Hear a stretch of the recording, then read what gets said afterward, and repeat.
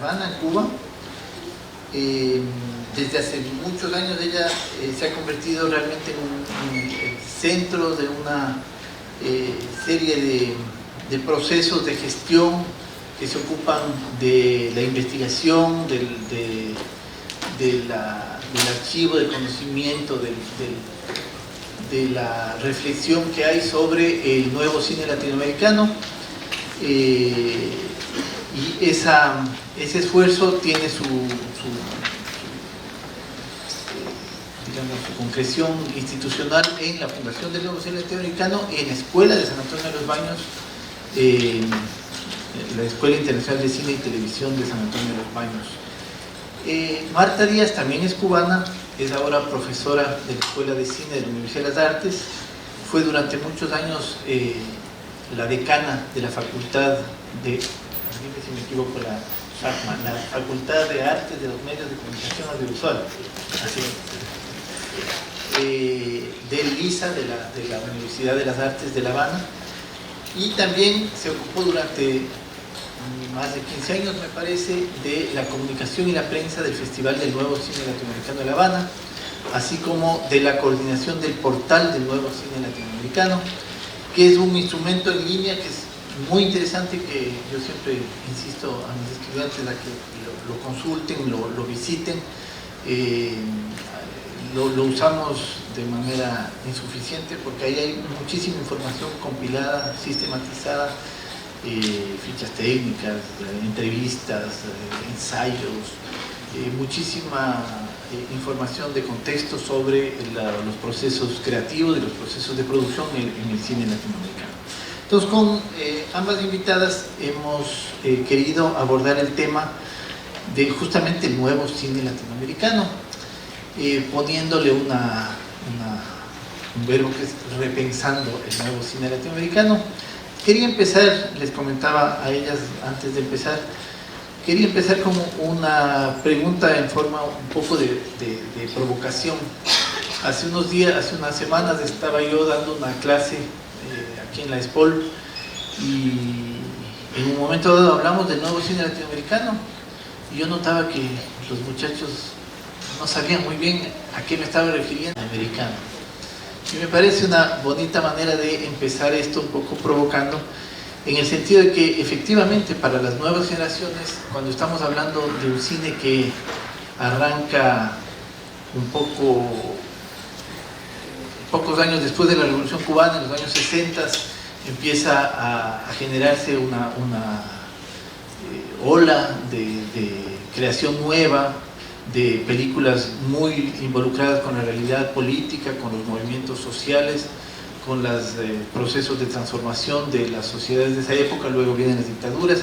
En ese contexto nace el nuevo cine latinoamericano, que va evolucionando evidentemente, pero llega un momento en que ya no se sabe bien de qué estamos hablando cuando el cine latinoamericano entra en una fase de transformación.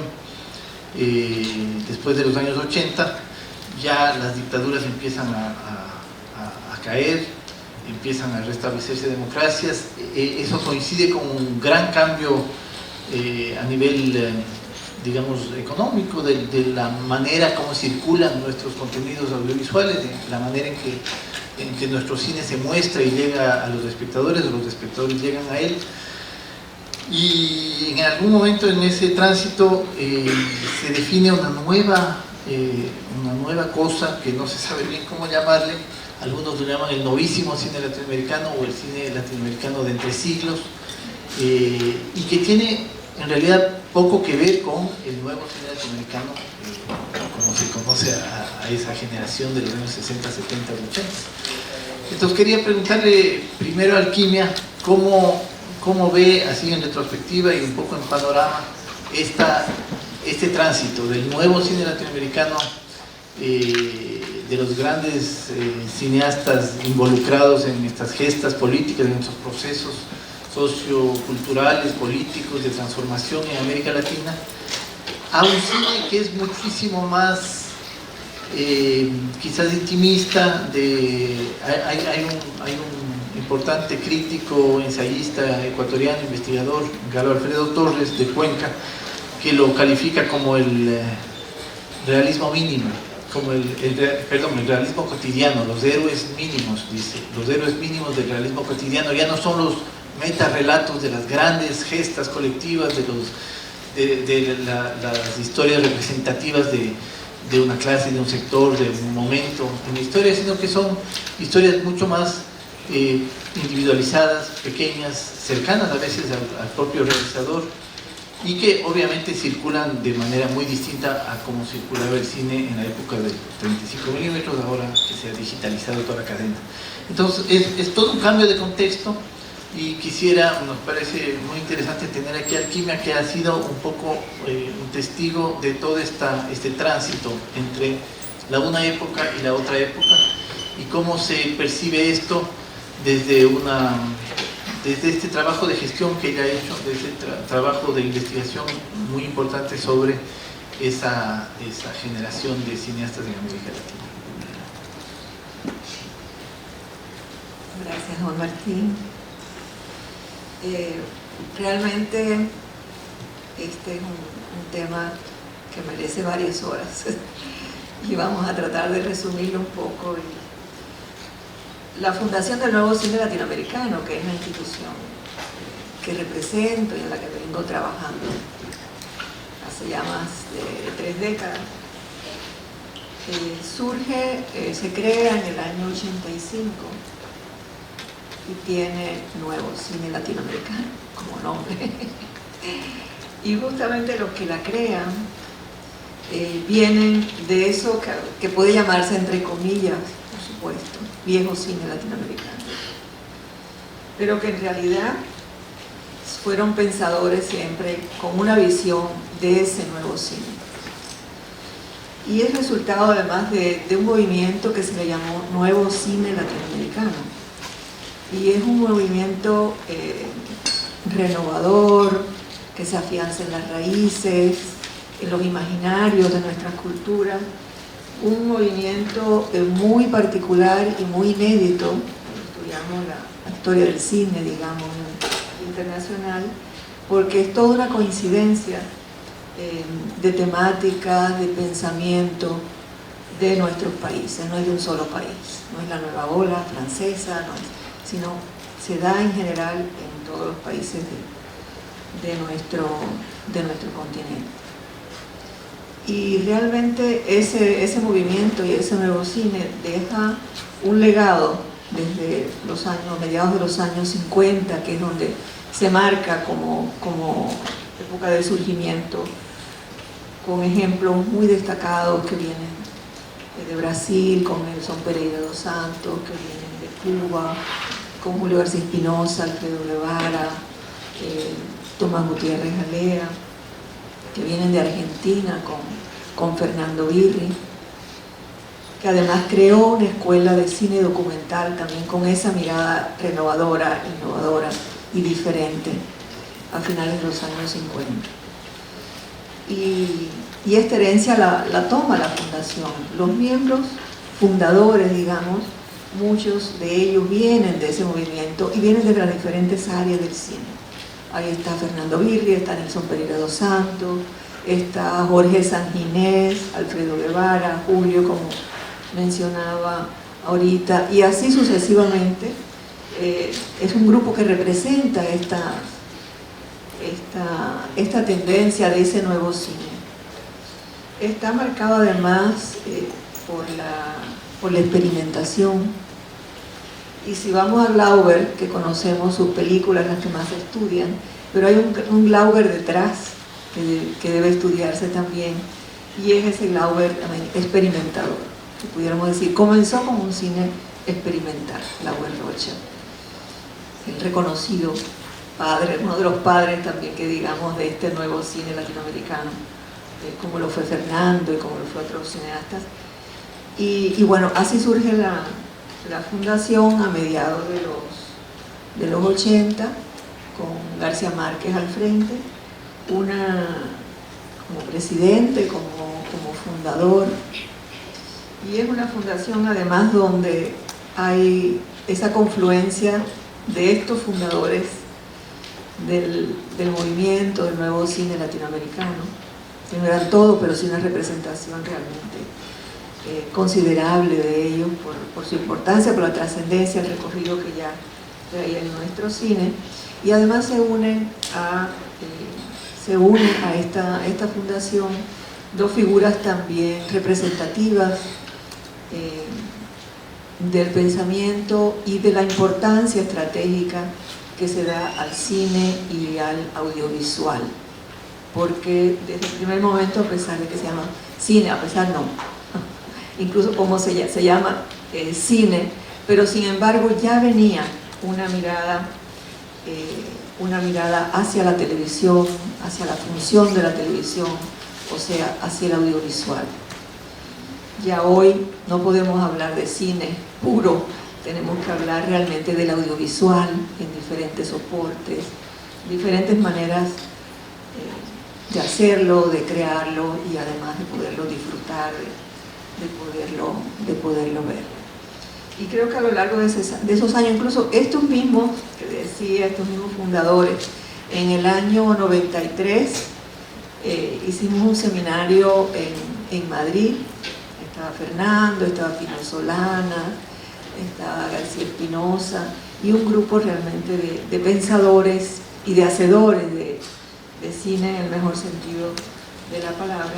Y ya ahí Fernando Birri acuñó una frase y decía: estamos haciendo porque se logre esto que llamamos un nuevo cine latinoamericano. Y creo que ese movimiento de los años 50 ha tenido esa impronta permanente, que la tiene hasta hoy. Ese humus del cine nos sigue cautivando a todos, nos sigue haciendo analizarlo, discutirlo, buscar caminos para que se haga, y nos sigue haciendo también tener esa mirada de industria creativa, de industria cultural, donde confluyen lo material y lo inmaterial, los resultados y lo inmaterial del contenido de esos resultados, sea cual fuere la obra en que estamos hablando, ya resultados. O sea, que para mí continúa teniendo una vigencia, todo ese movimiento, continuamos trabajando. O sea, esas nuevas tecnologías realmente nos traen potencialidades para hacerlo, potencialidades de diferentes tipos, económicas, etc. Y por cierto que tenemos que trabajar mucho con ese lenguaje también, que a veces nos vamos apropiando, que nos va forzando, nos va llevando por esos caminos las nuevas tecnologías, pero que a veces son los lenguajes que hemos heredado de realmente aquellas industrias que no fomentan necesariamente la identidad y nuestros imaginarios, sino una réplica y una igual manera de entendernos sin la riqueza que caracteriza a nuestras culturas, a nuestros pueblos, a nuestras naciones, y que la llevamos al cine, que es un arte realmente excepcional de comunicación, de inmediatez, o sea, al cine y al audiovisual en general. Muchas gracias, Chimia. Se quedan absolutamente impresionados por el trabajo de un Nelson Pereira dos Santos, un León Rocha, un Tomás Gutiérrez Galea. ¿Cómo es ese acercamiento entre los dos universos?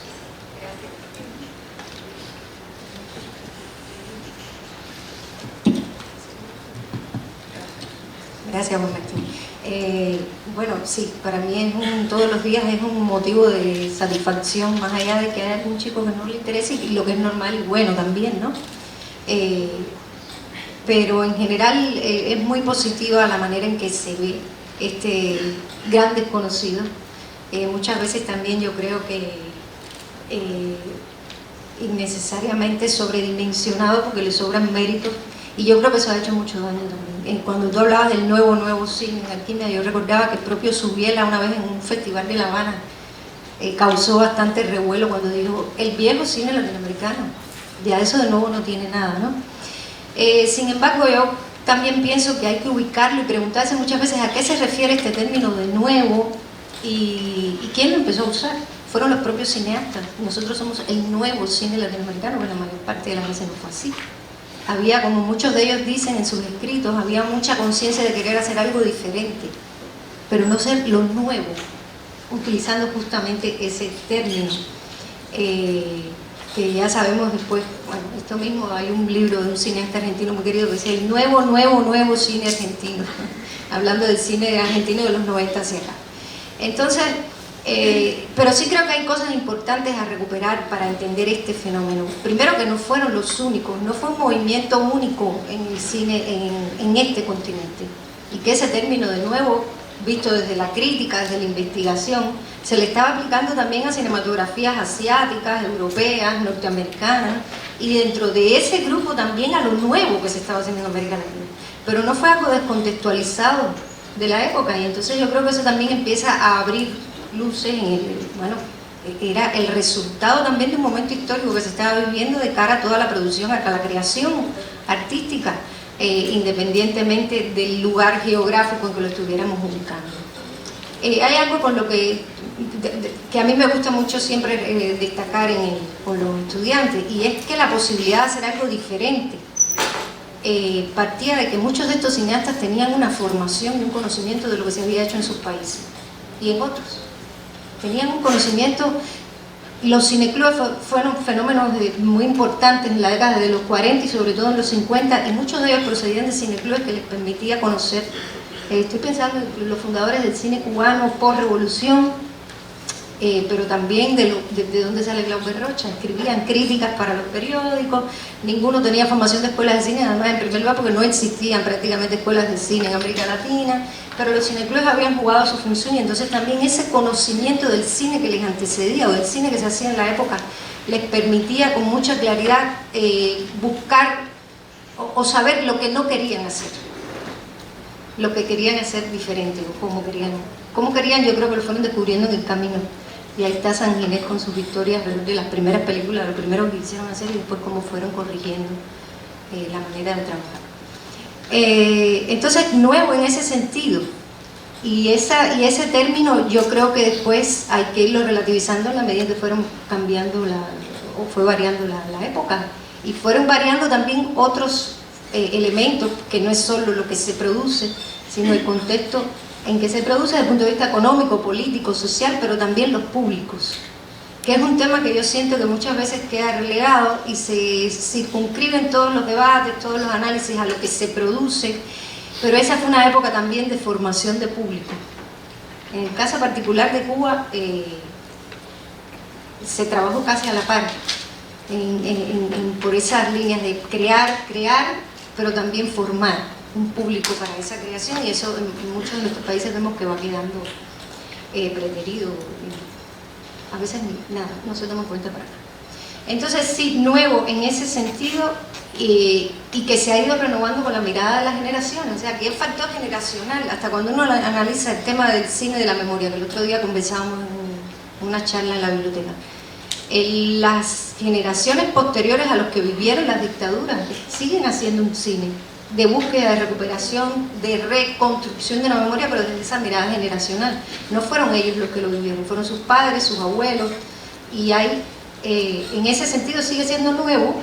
Si queremos decir, bueno, el término nuevo se está refiriendo a que hay una nueva mirada, a que se está tratando de construir algo diferente.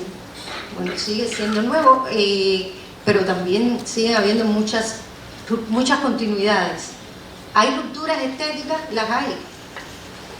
A veces tengo mis dudas en también estas excesivas generalizaciones que hemos hecho como investigadores, como historiadores, y que creemos que todo el cine, eso también hay que aclararlo muchas veces, todo el cine que se produjo en los años 60 y 70 no fue el nuevo cine latinoamericano.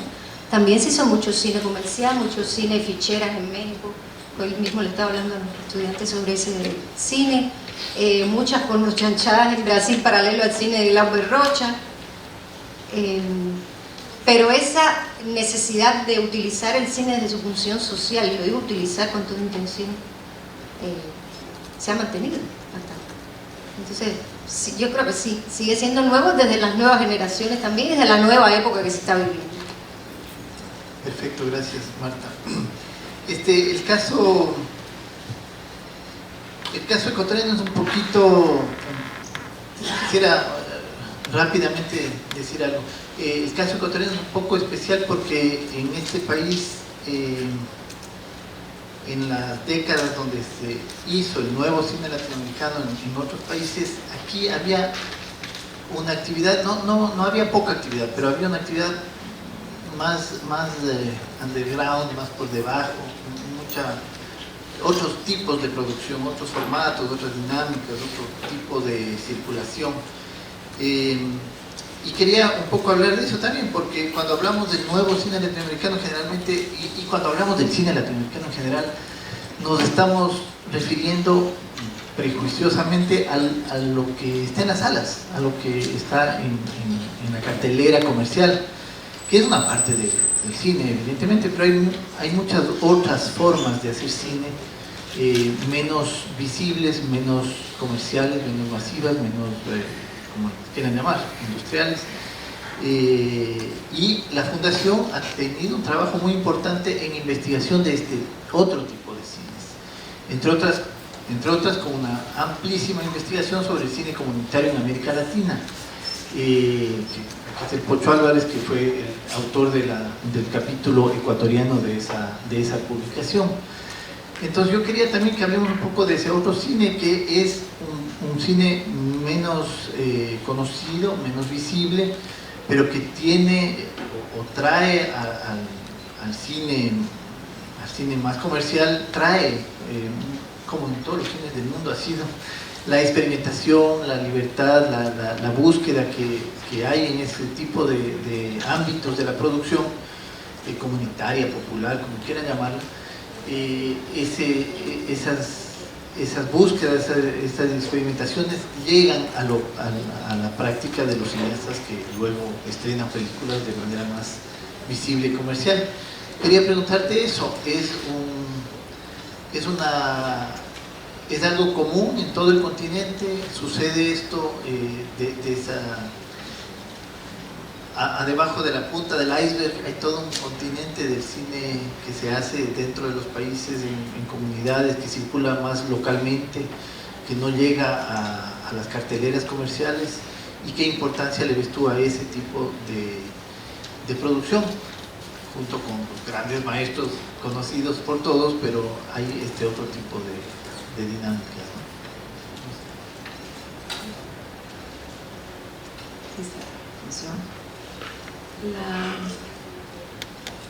Realmente al abordar, o sea, el trabajo de la institución, y donde en realidad hay una diversidad y no hay tampoco una gran producción, tenemos que pensar en eso, tenemos que pensar qué se hacía, esa zona de silencio de nuestros países, como decía Julio García Espinosa, si no tenemos imágenes no existimos. ¿Cuántas zonas de silencio tenemos en este continente y cuántas películas, realizaciones de esa época, de esos años tenemos registradas? Y la estamos comparando con, sobre todo, las generaciones más jóvenes, los estudiantes que están ahora en esta misma universidad, con toda la producción y lo que ha significado el incremento de la producción de cine en el continente en los últimos años, y que es, bueno, el resultado de todo un trabajo institucional, de todo una época de determinadas confluencias que son las que han permitido o permitieron este incremento de la producción, que lamentablemente no creo que por ahora o en estos años que vienen se pueda mantener con esos ritmos. Países que triplicaron, que duplicaron su producción, que ya prácticamente ha dejado de existir casi a principios de los 90. Y en esas diferentes zonas que hemos estudiado y que tenemos una mirada permanente sobre ella, está justamente qué está pasando hoy con nuestro cine, con ese cine que se hace de manera independiente, porque hasta el concepto de cine independiente ha cambiado en los últimos tiempos. Hay festivales de Sundance, que son festivales de cine independiente y que fueron fundados en un momento donde era una connotación muy particular el cine independiente. Este es otro cine. Este es otro cine que se hace comunitario, podemos llamarlo, no está hecho para las grandes pantallas, pero sí es resultado de las facilidades que han dado las nuevas tecnologías, o sea, las potencialidades que llevan en sí, ¿no? Y justamente, bueno, trabajamos con el Fondo Internacional para la Diversidad de las Expresiones Culturales de la UNESCO.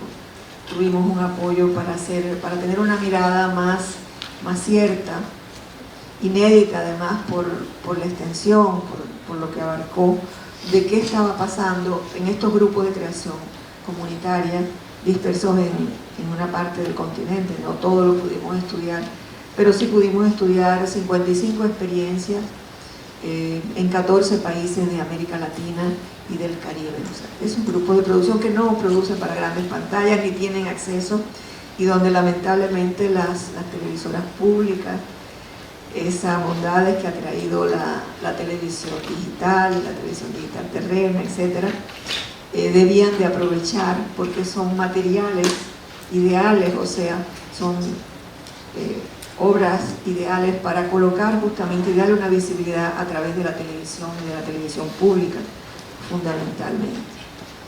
Y no todas llegan a ese cine, no todo ese cine llega, no todo ese cine se ve. Hay una riqueza enorme en él, desde distintos grupos, o sea, grupos de campesinos, grupos de ciudades, grupos indígenas, o sea, de desplazados también, mujeres, y que están levantando hoy por hoy, yo digo, una memoria fundamental y un registro y una necesidad de comunicarse urgente, digamos, con lo que sucede hoy en nuestro cine, en nuestro audiovisual. Y fue así como se hizo esta experiencia y esta investigación. Participaron investigadores de varios países. Bueno, Pocho lo tenemos aquí, tenemos la suerte de que hoy nos acompaña de ese equipo. Pero nosotros trabajamos con equipos internacionales, o sea, los estudios, como lo hacemos con mirada continental, siempre tenemos los equipos de investigadores internacionales. Y sí, no puedo dejar de mencionar hoy aquí a Octavio Getino, un investigador, un estudioso argentino, que fue de los que comenzó con nosotros a trabajar, nos asesoró hasta llegar incluso a poder instaurar un observatorio del cine y el audiovisual latinoamericano, por esta línea que les decía, consecuente de investigación que hemos seguido. Y así llegamos al cine y el audiovisual comunitario de nuestra región, con un estudio que pusimos, por supuesto, ante todo en manos de instituciones públicas, que son realmente las que pueden favorecer de una manera mucho más directa a estos sectores. Y en esa gran producción, les quiero decir, porque además vamos a ver también temas de memoria, temas de patrimonio, toda esa producción que se está haciendo a nivel comunitario, que pudimos registrar y la que no pudimos registrar, lamentablemente no encontramos en ningún país de los que estudiamos, ni los hemos identificado tampoco en otros. Si ustedes saben, les agradecería mucho también que nos colaboraran en esto, pero un espacio, una entidad que se preocupe por preservar ese cine, por preservar esa memoria que se está dando día a día en la vida cotidiana de nuestro continente. Todo ese legado, que son raíces y que son a las que tendremos que volver en determinado momento de nuestra historia, ¿no? De nuestra cultura, etc. Y bueno, así fue. Tuvimos, ese estudio ha tenido una gran acogida a nivel continental. En Ecuador se hizo una publicación, se hizo una edición muy hermosa, y donde agradecimos de manera muy particular las palabras que dijeron autoridades públicas del cine sobre el estudio y sobre la necesidad de continuar esta línea también de trabajo, ¿no? No tenemos libros para distribuir hoy, pero a lo mejor un día podemos, con lo que quedó ya preparado en artes finales de ese libro, se pudiera conseguir fondos para hacer una edición que se pueda difundir más acá a nivel de Ecuador. Y trabajamos otras líneas, por ejemplo, en las que hay que pensar. Y ayer, cuando estábamos hablando de la ciencia, justamente, hay una línea que es la accesibilidad del cine, la accesibilidad del audiovisual a las personas con discapacidades sensoriales, o sea, con temas visuales, con temas auditivos, y que esto es algo que se debe incorporar también en los estudios, los estudiosos de cine, en las escuelas de cine, como una asignatura, como una necesidad para los productores que estamos formando, y es que contemplen en sus presupuestos y que tengan una mirada para que pueda llegar a todos de igual manera nuestras obras. Y otras zonas también, bueno, proteger toda esta zona, trabajamos en esas investigaciones, igual que nuevas ausencias, nuevas audiencias también trabajamos. Y hay en el terreno de las investigaciones zonas muy, vamos a llamarle, desprotegidas y tomadas poco en cuenta, que es los estudios y esa formación de audiencia desde las edades más tempranas. ¿Qué están viendo los niños? ¿Qué ven los adolescentes que ya nacen y crecen con el audiovisual? ¿Qué estamos haciendo por conocer además cómo va ese fenómeno? ¿Qué impacto tiene ese fenómeno? El videojuego, identidad, por ejemplo, identidad cultural. Muchos de nuestros países tienen, podemos llamarle maquila, o sea, grandes transnacionales que encargan los productos, pero nada tienen que ver con nuestra idiosincrasia, con nuestras identidades. Y sin embargo somos unos grandes gestores, generadores, no gestores, pero sí productores, digamos. Hay que mirar estas cosas, las instituciones públicas cada vez tienen que mirarlos más, y a nosotros nos queda el recalcar sobre ellos, el identificar todos estos problemas y llevarlos a esta mesa, llevarlos a estos foros, que sean también continuadores de estas búsquedas y de estos esfuerzos por los que tenemos que andar los que estamos en el cine. Perfecto. Yo, antes de abrir un poco la mesa a las preguntas de los presentes, sería chévere que sea un diálogo más interactivo, pero hay un último tema que sí me parece importante aprovechar la presencia aquí de Aquino para plantear. Es justamente, estamos, al final estuviste hablando del concepto un poco de la independencia y de este cine que es vehículo de un imaginario propio, de unas diversidades que de alguna manera se siente que deben ser fomentadas por el sector público, por los estados, etc. Quería preguntar eso también, porque cuando surge el nuevo cine latinoamericano, surge de manera desligada a dinámicas institucionales, estatales, públicas, excepto en Cuba, y en las últimas décadas se han ido implementando en casi todos nuestros países, institucionalidad, legislación, una serie de dispositivos un poco para sostener este esfuerzo, esta producción, esta investigación, todo lo que gira, la gestión, la distribución, todo lo que gira en torno a estos contenidos audiovisuales o a este cine. ¿Cuál sería, crees tú, el papel de instituciones públicas, el papel de universidades públicas, el papel de la televisión, el papel de las cinematecas, el papel de todo ese tipo de todo este entramado institucional que podría lograr que estas particularidades, esta diversidad cultural rompa un poquito con la hegemonía que todos sabemos que estamos viviendo, ¿no? Y en esa ruta pues es muy importante lo que se da, como se van conjugando esfuerzos, digamos, de instituciones y de cineastas que son también excelentes gestores en este sentido, y se creó un foro de integración cinematográfica iberoamericana en el 89, va a cumplir este año 30 años, organizado por cineastas un grupo de cineastas de Venezuela y con el apoyo de nuestra fundación, en particular de nuestro presidente Gabriel García Márquez, que con su voz ayudó a llamar a los gobiernos para que se unieran ahí. Creo que ese fue un paso muy, muy importante cuando se crea ese Foro de Integración Cinematográfica Iberoamericana, da lugar a la CACI, o sea, la Conferencia de Autoridades Cinematográficas de Iberoamérica, y da lugar a los primeros y únicos hasta hoy acuerdos de integración regional, algunos, e iberoamericana, de integración iberoamericana. Y esto permite, o sea, que se unan las autoridades públicas y comiencen a pensar de una manera mucho más activa en lo que es el desarrollo del cine. Después surge también, se crea la Cumbre de Jefes de Estado y Gobierno de Iberoamérica, que es un mecanismo que va a crear, después que da lugar también a que se cree Ibermedia, un fondo muy importante que ha marcado mucho la producción, la distribución y otras áreas de la cinematografía, del desarrollo de la cinematografía regional. Se crea en el 96.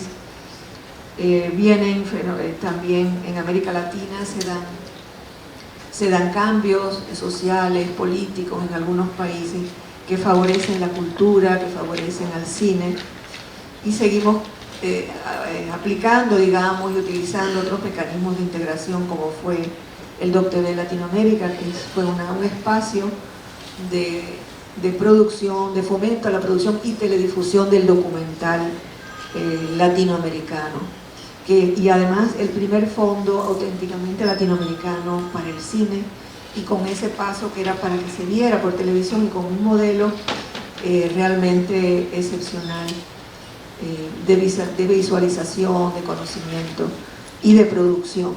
Fantástico. Creo que estas cosas nos han ayudado mucho, han sido fundamentales.